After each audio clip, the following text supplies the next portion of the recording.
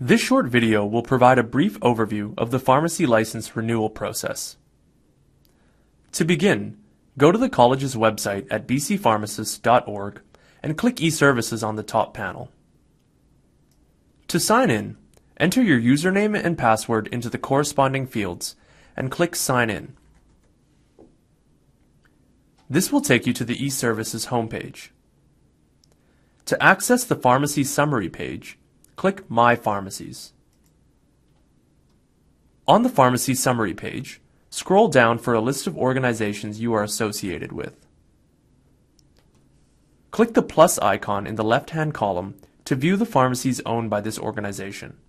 If your organization has a pharmacy due for renewal, it will be labeled Action Required in the right-hand column. To renew a pharmacy license, you will first have to update or confirm ownership information.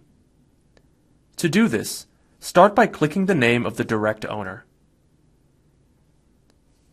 This will take you to the ownership portal, where you'll find the current ownership structure displayed.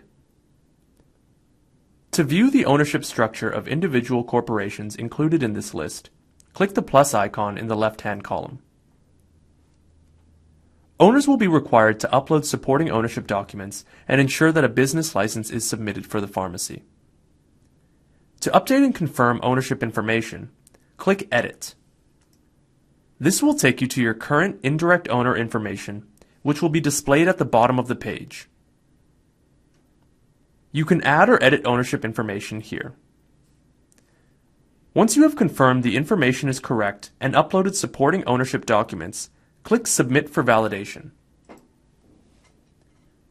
It is important that you ensure all your information has been submitted before clicking Submit for validation, as you will no longer be able to go back and make changes once you have clicked this button. You will now be taken to the payment page.